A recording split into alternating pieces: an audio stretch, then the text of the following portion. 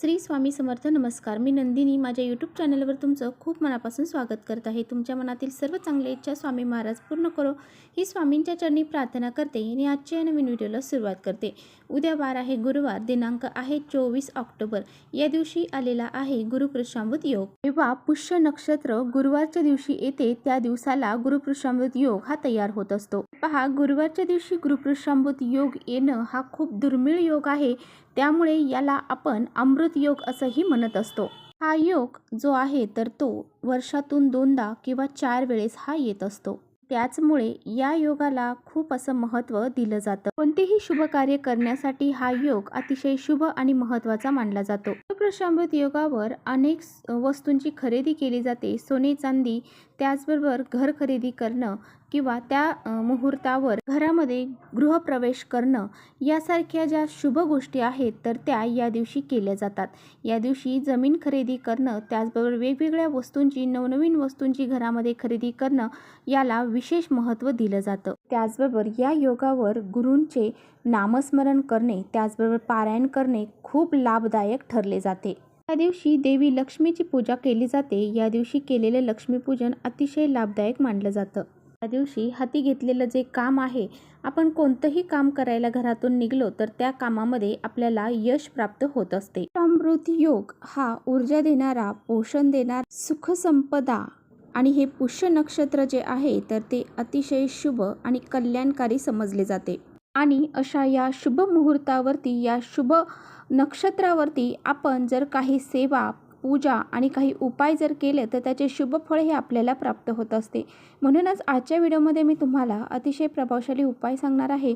अंघोळीच्या पाण्यामध्ये आपल्याला अशी ही एक वस्तू टाकायची आहे. अशी ही वस्तू जर आपण अंघोळीच्या पाण्यामध्ये टाकली तर कोणताही शत्रू तुमचा असू द्या, त्या शत्रूचा नाश होऊन जाईल. तुमच्या जीवनामधील जे काही दोष अडचणी असतील त्यासुद्धा दूर होतील आणि तुमची खूप सारी प्रगती होईल.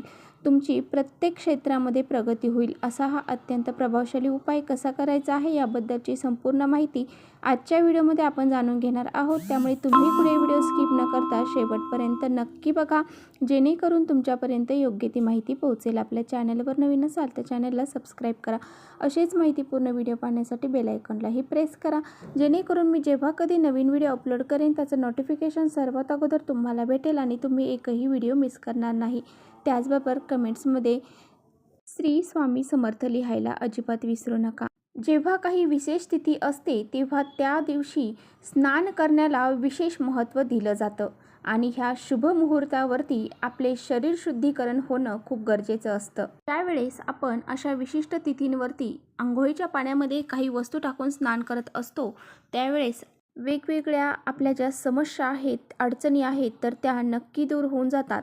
जर आपल्याला कोणत्याही एखाद्या व्यक्तीचा त्रास होत असेल, तो व्यक्ती तुमचा शत्रू असू शकतो. तसेच तो शत्रू तुमचा जवळचा असू शकतो, घरातला असू शकतो, बाहेरचा असू शकतो किंवा तुमचा शेजारी पाजारी किंवा मग तुमच्या मित्रपरिवारामधला देखील असू शकतो. हा शत्रू तुमच्या समोर खूप चांगला वागतो आणि नंतर तुमचे कोणतेही महत्त्वाचे काम हे होऊ देत नसेल आणि त्या शत्रूचा जर तुम्हाला काही नजर दोष लागला आणि तो आपल्याला माहीत नसेल. बऱ्याच वेळा असं होतं की आपल्या आयुष्यामध्ये अनेक अडीअडचणी निर्माण होतात आणि आपल्याला हेच समजत नाही की ह्या अडीअडचणी जे दोष आहेत तर ते आपल्याला का निर्माण होत आहेत.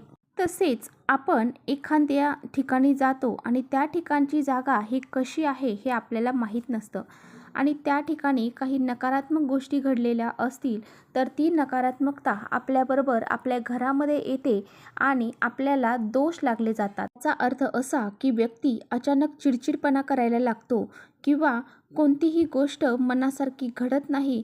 त्याचबरोबर कोणतंही महत्त्वाचं काम त्या व्यक्तीचं पूर्ण होत नाही. त्या व्यक्तीच्या कोणत्याही महत्त्वाच्या गोष्टी ह्या घडत नाही आणि त्याचबरोबर यामुळे घरामध्ये पैसा टिकत नाही आणि पैसा त्याच्या हातून जास्तीचा खर्च होऊन जातो. तर पहा, हा उपाय करणं अतिशय महत्त्वाचं आहे. तर उद्या गुरुपुष्यामृत योग आहे, खूप महत्त्वाचा योग आहे. या दिवशी जर तुम्ही अंघोळीच्या पाण्यामध्ये ह्या ज्या काही वस्तू मी सांगणार आहे त्या टाकून जर अंघोळ केली तर तुम्हाला नक्कीच याचा फरक जाणवेल. सर्वात अगोदर पहिली वस्तू आपल्याला टाकायची आहे अंघोळीच्या पाण्यामध्ये, ती म्हणजे हळद. तर हळद ही विष्णू भगवान यांना अतिशय प्रिय आहे आणि माता लक्ष्मीला देखील अतिशय प्रिय आहे.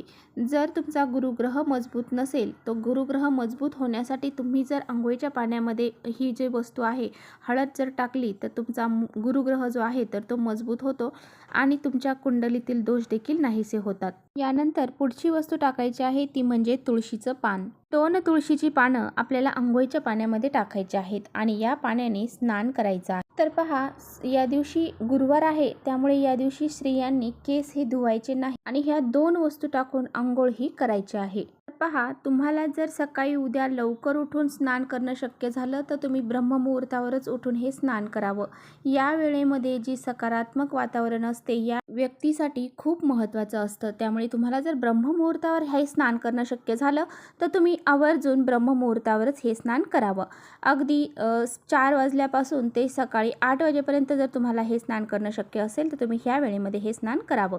अशा पद्धतीने हे स्नान तुम्हाला करायचं आहे. स्नान करत असताना हर हर गंगे या मंत्राचं तुम्हाला जप करत हे स्नान करायचं आहे. पद्धतीने एकदम साधं आणि सोप्या पद्धतीने तुम्हाला अंघोळ ही करायची आहे आणि त्यानंतर अंघोळ झाल्यानंतर स्वच्छ कपडे परिधान करायचे आहे. या दिवशी पिवळ्या कलरची वस्त्र परिधान केले तर अतिशय उत्तम राहील. त्याचबरोबर तुम्हाला उद्या भगवान श्री हरी विष्णू माता लक्ष्मी यांची पूजा करायची आहे आणि विधिवत पूजा अर्चा करून तुम्हाला तुमच्या घराजवळ जर केळीचं झाड असेल तर त्या केळीच्या झाडाला त्या थोडंसं पाण्यामध्ये थोडंसं कच्चं दूध आणि थोडीशी हळद टाकून तुम्हाला त्या झाडाला जल अर्पण करायचं आहे. अशा पद्धतीने तुम्हाला उद्या ह्या ज्या गोष्टी आहेत तर त्या करायच्या आहेत. तर चला इथेच थांबवते. माझा व्हिडिओ तुम्हाला थोडा जरी आवडला असेल तर नक्की लाईक करा. चॅनलवर नवीन असाल तर चॅनलला सबस्क्राईब करा. परत भेटूया अशा छानशा व्हिडिओसोबत. तोपर्यंत श्री स्वामी समर्थ.